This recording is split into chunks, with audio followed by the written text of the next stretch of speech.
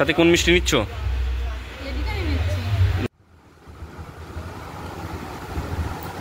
দারুণ বানিয়েছে।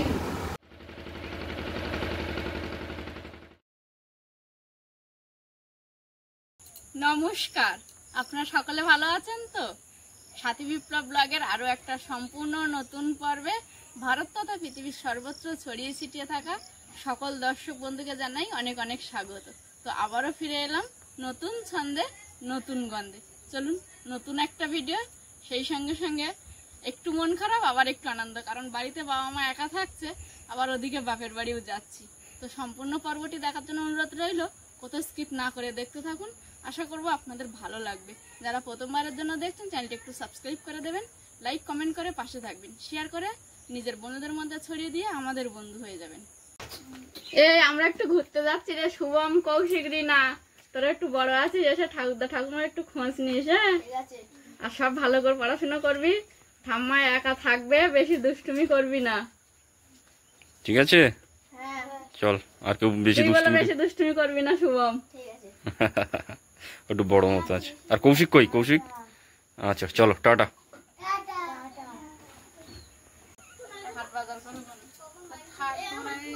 সাবধানে গাড়ি ঘোড়ায় যাই হোক, পৌঁছে গিয়ে ফোন টোন করুক।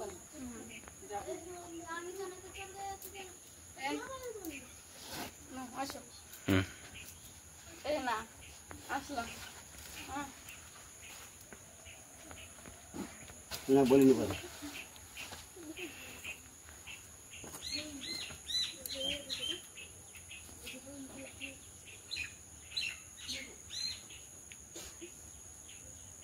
চলো এলাম তাহলে। হ্যাঁ, টাটা, থ্যাংক ইউ এভরিওয়ান। তোমার তুমি ফোন করবে? হ্যাঁ, ফোনটা সারাক্ষণ হাতের কাছে রাখবে আর চার্জ দিয়ে রাখবে, ঠিক আছে?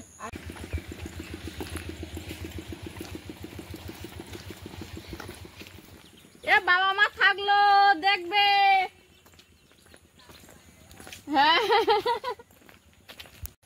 আমরা এই মুহূর্তে ঝড়খালি থেকে খুব সকালবেলায় রওনা দিলাম আমার শ্বশুরবাড়ি কুমিরমারির উদ্দেশ্যে। আমার শ্বশুরবাড়ি অর্থাৎ সাথীর বাপের বাড়ি, কথা বলবার অপেক্ষা রাখে না। আপনারা পূর্ব পর্বটা আমাদের সঙ্গে থাকুন, দেখুন আমরা কী ভাবে আমাদের শ্বশুরবাড়িতে পৌঁছায়, কতটা দূরে, কতটা নদী পেরোতে হয়, সবটাই দেখতে পাবেন আর খুব এনজয় হবে আশা করছি এই ভিডিওটায়। আপনাদেরকে খুব প্রাথমিকভাবে জানিয়ে রাখি, আমরা এখন বাজারে যাচ্ছি। ঝড়খালি বালিখাল ত্রিদীপনগর বাজার থেকে ম্যাজিক গাড়িতে উঠে আমাদের যেতে হবে বাসন্তী সোনাখালি।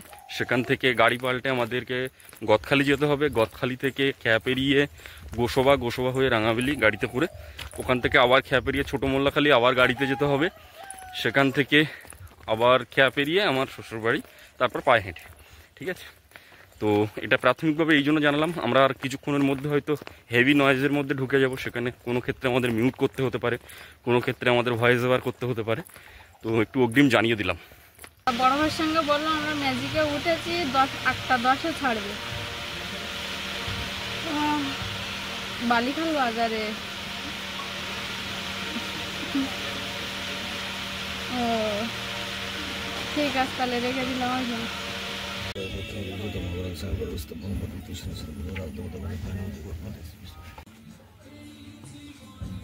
হ্যালো, হ্যাঁ ওমা, আমরা বেরিয়েছি, এই ম্যাজিকে বসে আছি, 8:10 ছাড়বে। চলন্ত গাড়ির জানলা দিয়ে বাইরে তাকিয়ে দেখি গ্রাম বাংলার বুক চিরে ছুটে চলেছি আমরা। সবুজ মাঠ, সরু পথ ধরে আমরা ছুটে চলেছি। চারিদিকে সারি সারি সবুজ গাছপালা, এ যেন এক অন্য ছবি। আজকের দিন একটু অন্যরকম, আকাশ জুড়ে যেন মেঘের ছায়া। আমরা বাসন্তী সোনাখালি ব্রিজের কাছে যাইনি, আমরা এখন বাসন্তী চৌমাথাতে আছি। আর একটা অটোতে আমরা এখন বসে পড়েছি। এই অটো এখন পৌঁছে যাবে গদখালিতে। হ্যাঁ, গদখালি খেয়াঘাটে। আজকের পথটা যেন এক অন্যরকম পথ। গাড়ির জানলার বাইরে থেকে গ্রাম বাংলার দৃশ্য যেন পাল্টে যাচ্ছে। বারবার মনটা আটকে আছে সুদূর বাপের বাড়িতে।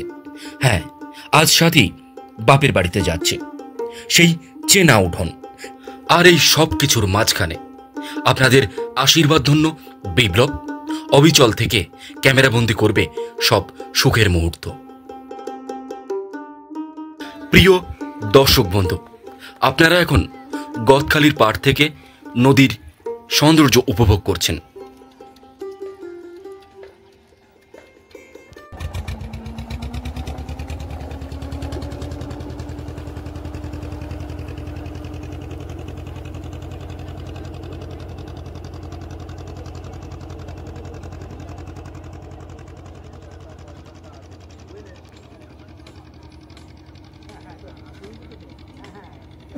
সে তো মোটেই করতো না, একদম করতো না, বুঝলে।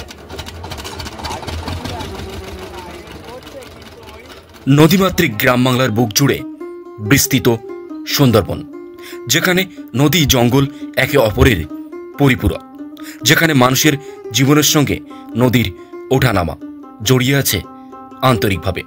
সকাল থেকে সন্ধ্যা গ্রামের মানুষের ভরসা শুধু এই খেয়া নৌকা।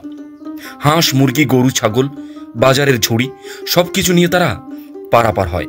কেউ যায় কাজে, কেউ বাবার কাজ থেকে পেরে।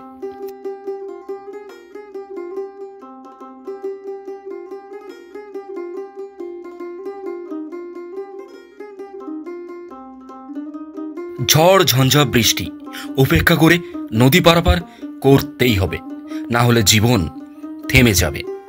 ভয়ের সঙ্গে সঙ্গে লুকিয়ে আছে এখানে নদীর উপরের প্রাকৃতিক সৌন্দর্য। নদীর বুকের মৃদুমন্দ বাতাস অথবা সাদা কালো মেঘ, সব সৌন্দর্যের আড়ালে লুকিয়ে থাকে কষ্ট। এক ঝড়ে মাঝি যদি ডাঁড় ফেলে দৌড় দেয়, তাহলে নৌকা ডুবে যেতে পারে। তবুও এরা হাল ছাড়ে না, কারণ এই নদী তাদের জীবন জীবিকা। নদীর উপরে কত মানুষের কত ভরসা। এই গল্প শুধু খেয়া পারাপারের নয়, এই গল্প বেঁচে থাকার, এই গল্প জীবন সংগ্রামের, এই গল্প গন্তব্যে পৌঁছানোর, এই গল্প প্রাকৃতিক সৌন্দর্যের, এই গল্প সুন্দরবনের।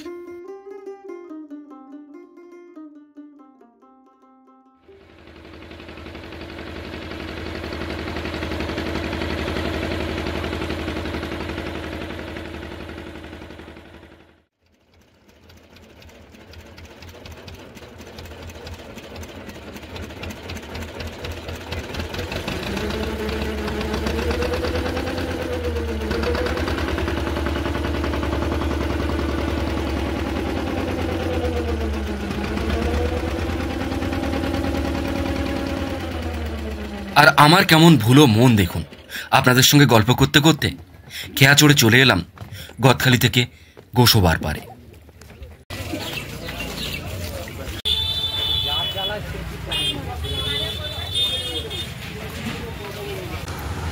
আমরা এখন গোসবাতে এসে একটু খিদে পেয়েছে, একটা জায়গায় একটু টিফিন করতে বসেছি।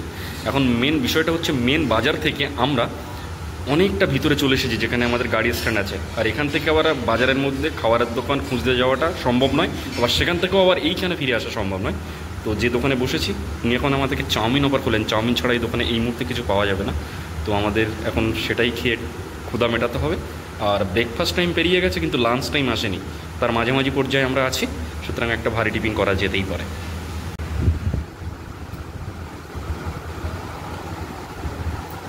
দারুণ বানিয়েছে কিন্তু।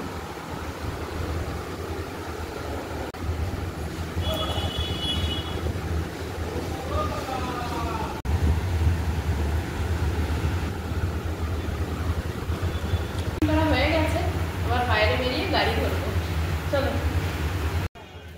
প্রিয় দর্শক বন্ধু, ভালোভাবে ভুঁড়িভোজ হলে কাজের এনার্জি দ্বিগুণ হয়ে যায়। এত এত দর্শক বন্ধুর এত এত ভালোবাসা, ভিডিও বানানোর পরে যখন এত কমেন্টস পাই, তখন সত্যি বলতে এনার্জি দ্বিগুণ হয়ে যায়।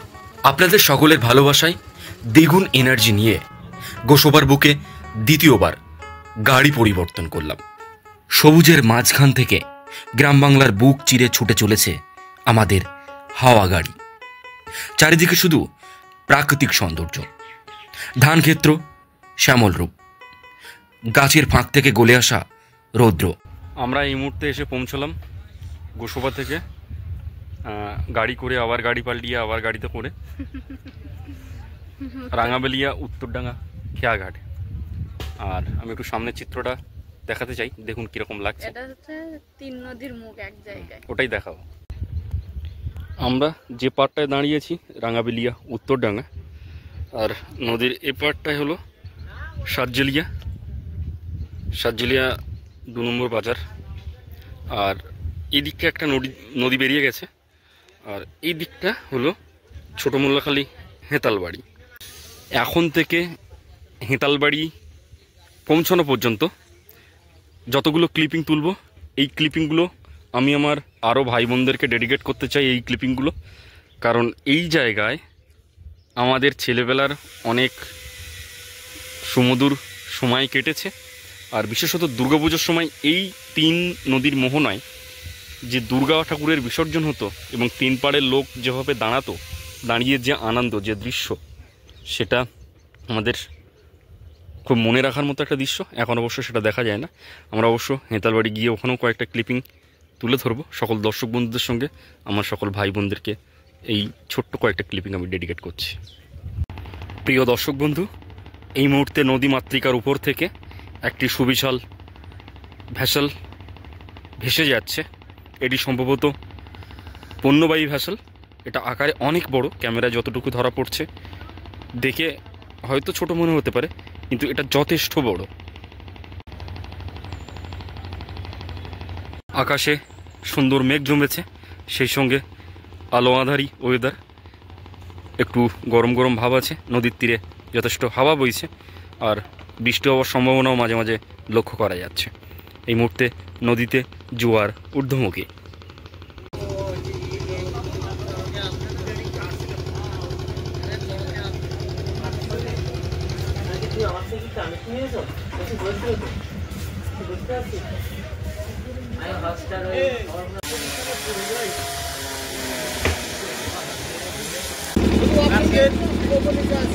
আজকের 100টা ডেলিভারি মাল ওটা দিস দেখি।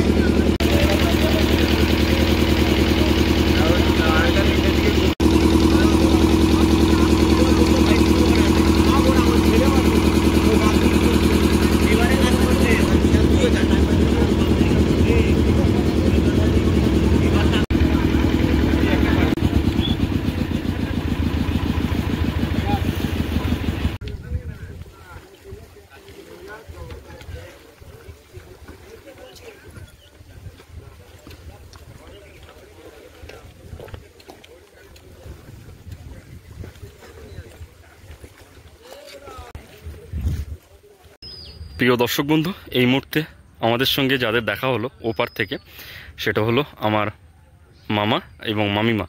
দুজনকে আগের দিন ফোন করেছিলাম এখানে আসার আগে, তো ওনারা কলকাতাতে ছিলেন।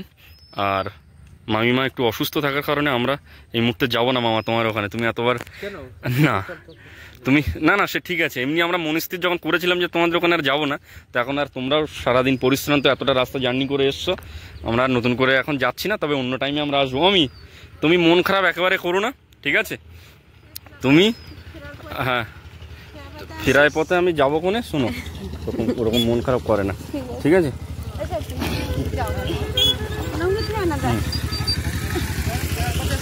হবে, তোমরা যাও, গিয়ে তোমরা বাড়িতে গিয়ে রেস্ট নাও, ঠিক আছে? আর আমরা হ্যাঁ খেয়া এসে গেছে লোক। হ্যাঁ চলো, ঠিক আছে, হ্যাঁ চলো গেলাম, টাটা। হ্যাঁ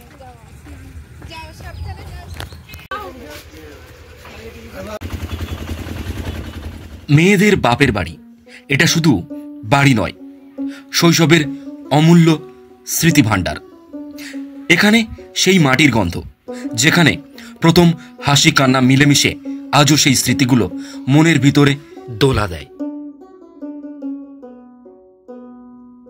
বাপের ঘরের মেয়েরা যত বড়ই হোক না কেন, বিবাহিত মা বোনেরা যতই সংসারের দায় দায়িত্ব নিক না কেন, বাপের বাড়ির ডাক এলে হয়তো ছোট্ট মেয়ে হয়ে যায়, যেখানে কোনো বাধা নেই, যেখানে আছে শুধু নিঃস্বার্থ ভালোবাসা। তাই তো মেয়েদের কাছে বাপের বাড়ি মানেই জন্মভূমির টান, আত্মার আরাম, হৃদয়ের বিশ্রাম। জন্মভূমির টান বড় টান। জন্মভূমি যখন মানুষকে ডাকে, মানুষের কোনো সাধ্য নেই সেই ডাককে উপেক্ষা করতে পারে।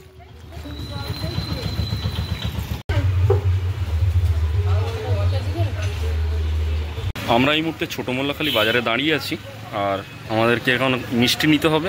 আর এদিকে দেখলাম ওয়েদার যথেষ্ট বৃষ্টিপূর্ণ, অর্থাৎ একটু বৃষ্টি হয়েছে চারিদিকে দেখে যেমন হলো। এখন আমাদের একটা গাড়ি চড়তে হবে আর এখন একটা খেয়া পেরোতে হবে। সাথে কোন মিষ্টি নিচ্ছ? নিয়ে নাও। হ্যাঁ হ্যাঁ, একটা স্লিপার নেওয়া উচিত ছিল, আমি সে বাড়ি থেকে নিইনি। হ্যাঁ চলো দেখি।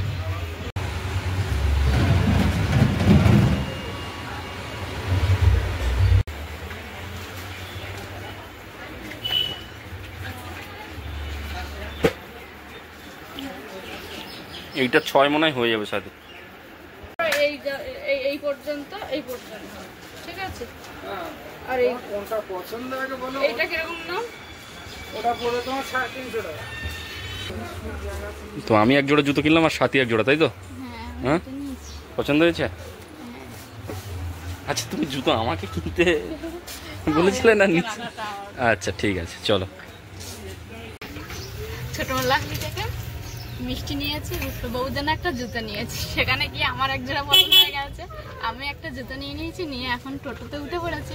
এবার যাবো আমাদের খেয়াঘাটে, তো ওপারে কুমিরমারি এপারে মোল্লাখালী, ওই খেয়াঘাটেই যাবো। আর কতগুলো নদী পেরোচ্ছি আপনারা গুনছেন তো, তাহলে বলুন সবসময় কি আসা যায় এত দূরের পথ? আর যখন আসি বেশ কিছুটা দিন থাকি। প্রিয় দর্শক বন্ধু, আমরা খেয়াঘাটের এই প্রাকৃতিক সৌন্দর্যটাও দেখাতে চেয়েছিলাম, কিন্তু আমাদের গাড়ি এসে পৌঁছানো আর খেয়া ছেড়ে দেওয়া দুটো কাজ একই সঙ্গে হয়, তাই আমরা সেভাবে ক্যামেরা ধারণ করতে একদম পারিনি।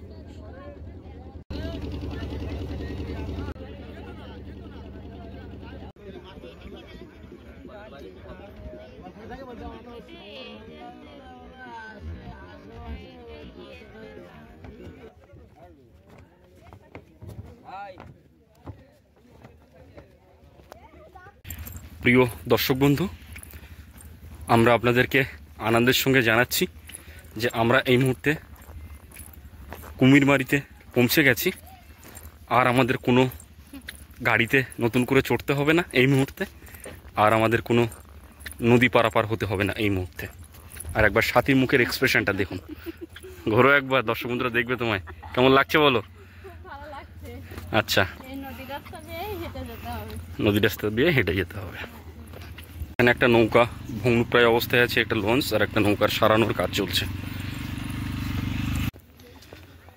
নদীর পাড় ধরে এই রাস্তাটা সম্পূর্ণ মেঠো রাস্তা। আর এখানে কিন্তু আপনারা ওয়েদার দেখে বুঝতেই পাচ্ছেন যে বৃষ্টি যখন তখন আসতে পারে। আর আমার যে স্লিপারটা ছিল, যেটা সব ক্ষেত্রে পরা যায়, সেটা আমি ভুলবশত আনতে ভুলে গেছি, যে জন্য কিন্তু আমার ছোটো মোল্লাখালী বাজার থেকে একজোড়া জুতো কেনা হয়েছে।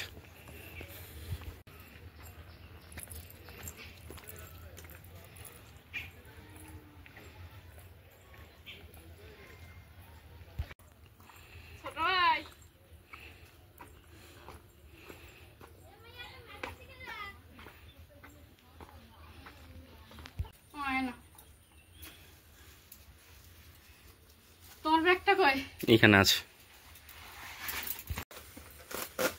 কেন বাবা কোথায়? মা বাবা পাখিয়াতে বাড়িতে গিয়ে। এ ছোট ভাই, এ মিষ্টি নিয়ে যা, মিষ্টি নিয়ে যা।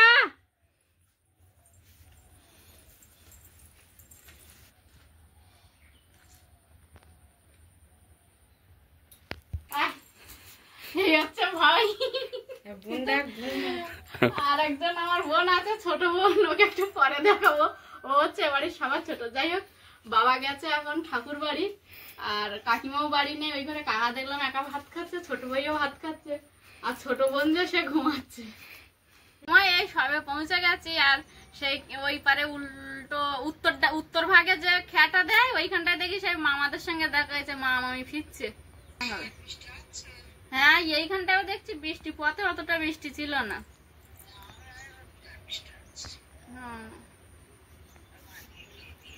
হ্যাঁ ঠিক আছে, তাহলে তোমার খাওয়া দাওয়া হয়ে গেছে? বাবা কি করছে? আচ্ছা, রেখে দিলাম। ঝড়খালিতে ফোন করে জানিয়ে দিলাম। যাই হোক, এতটা পথ পেরিয়ে শেষমেশ বাপের বাড়ি এসে পৌঁছেছি। মায়ের সঙ্গে দেখা হলো, ভাইয়ের সঙ্গে দেখা হলো। বাবা এখন ঠাকুর বাড়ি গেছে, আর 2-1 দিনের মধ্যেই তো পূজা এসে গেছে। তো ঠাকুর বাড়ি গেছে বাবা, কাকিমা ওই ঘরেতে নেই, কাকিমা নেমন্তন্ন করতে গেছে কোথায়।